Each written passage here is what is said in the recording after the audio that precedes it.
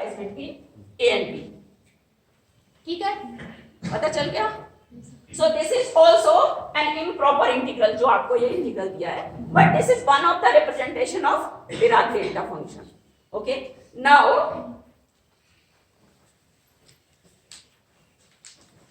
so let me call उनको वो equation number 1 2 etc करते जाओ, मैं इसे 3 दे रही हूँ. डेल्टा एक्स की डेफिनेशन दी है ना, डेल्टा एक्स इक्वल टू वो जो फर्स्ट डेफिनेशंस दो दी थी. Okay, now let us rewrite this equation, equation number 3. So let us rewrite equation number 3 means this above equation. So we can write down delta x equal to 1 over 2 pi, or let us write down 1 over 2 pi limit, let us say g going to infinity, integral of minus g to plus g e to the power I px dt. All right, now integrate it, simple integration जैसे हम करते हैं. Okay, so integrate it. तो ये क्या आ गया? Now this is equal to, okay, 1 over 2 pi. So delta x equal to 1 over 2 pi, और क्या आ गया हमारा limit g going to infinity, और उसको इंटीग्रल कर दो. तो ये क्या है? e to the power I px by I x and limits minus g to plus g. Right, now this is equal to 1 over limit g going to infinity 1 over 2, और इसको मैं यहां कर देती हूँ पाई एक्स. एंड ऐसे confuse हो जाओगे, let me write down 2 pi.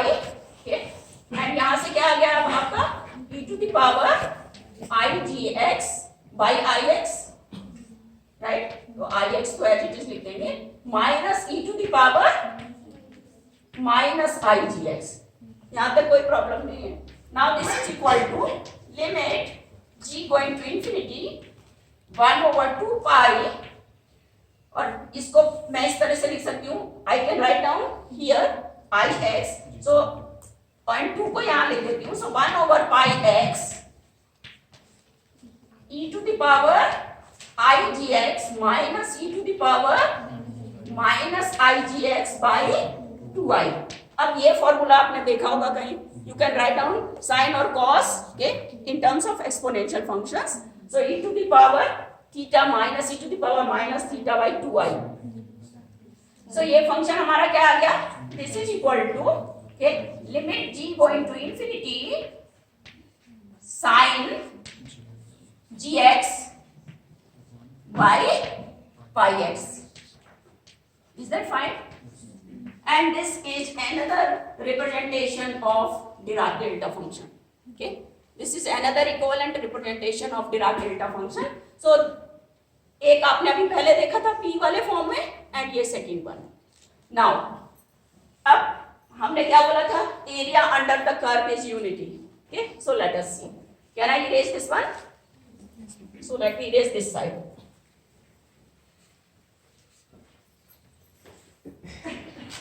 So now let us integrate this Dirac delta function. Okay, so let us integrate it. इसको कुछ नाम भी दे सकते हैं. मेरा ये बहुत फेवरेट है, आवासा. Okay, so let me integrate it. So minus infinity to infinity delta x dx. Okay, मैंने क्या किया? I integrate both sides. Okay, between the limits minus infinity to plus infinity and with respect to x.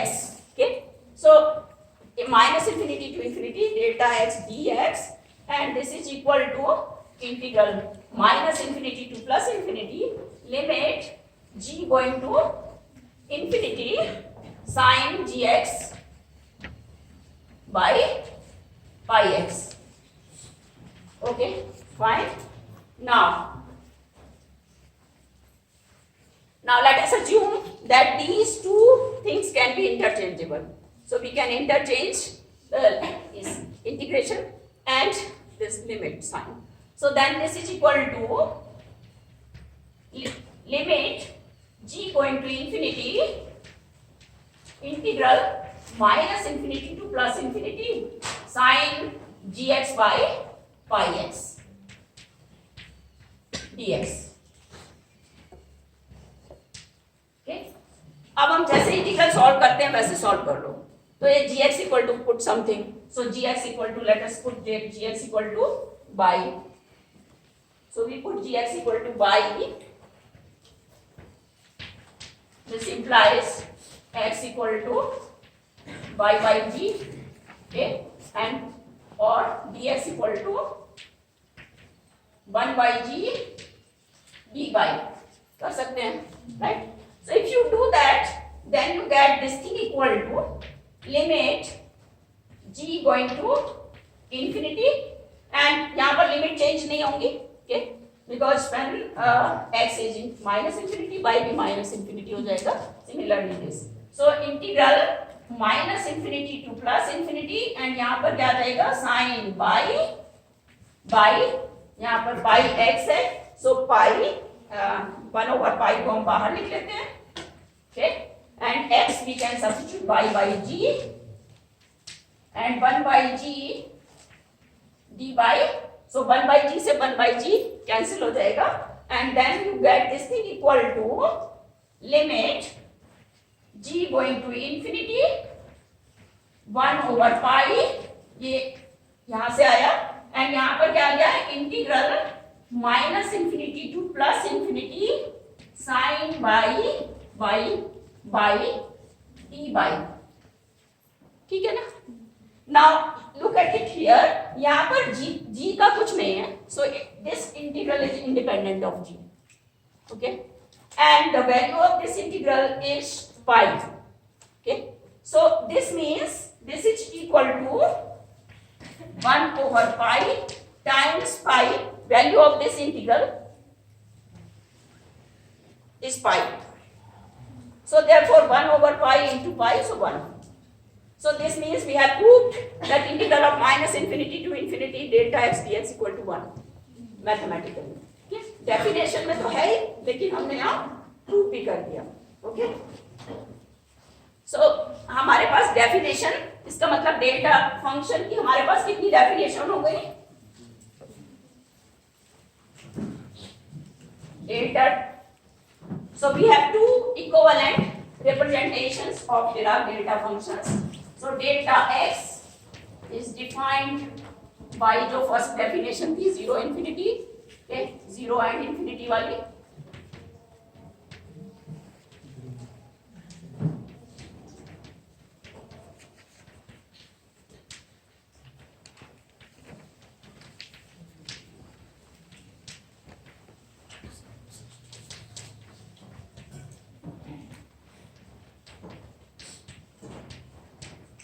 और क्या है हमारे पास delta x is also defined bye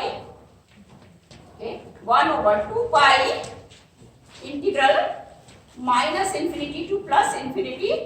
और यहाँ क्या था e to the power i p x dt. Okay, and second अभी हमने निकाला था delta x equal to limit g going to infinity के साइन क्या था वो sine G x by pi X. Okay, so these two are representations of Dirac delta function, and we will make use of these two representations here and there to prove properties of Dirac delta functions.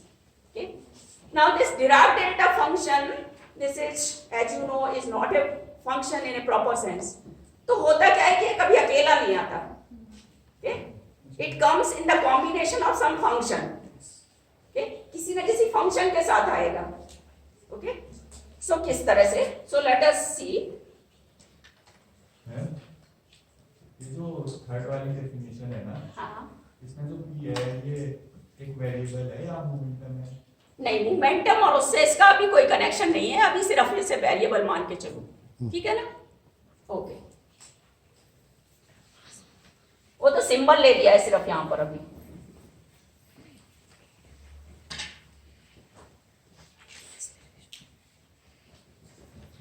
Okay. So Dirac delta function has some properties and we will prove some of them one by one. Okay. And इसकी actually बहुत सारी properties होती हैं because Dirac delta function and then its derivatives सभी की बहुत सारी property होती हैं. So but जो बहुत ही basic properties हैं वो हम यहाँ prove करेंगे. Okay.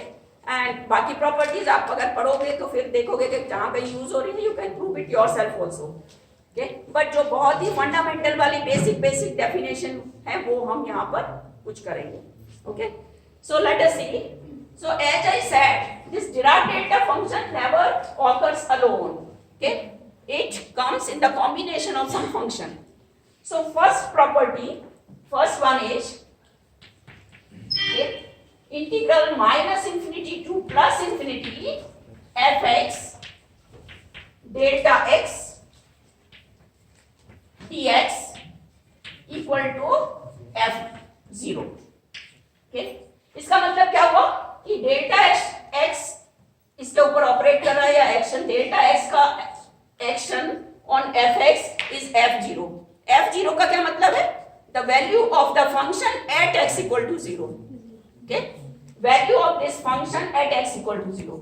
भाई जो डेफिनेशन है ये डिराक डेल्टा की, डेल्टा एक्स यहाँ पर इस तरह से भी लिख सकते थे हम, डेल्टा एक्स अकेला लिख दिया है क्योंकि x माइनस 0 है वो. ओके, बट ये इसका मतलब यही है कि x minus 0. So this means this is defined only, this function is defined at x equal to 0 only. Okay. So now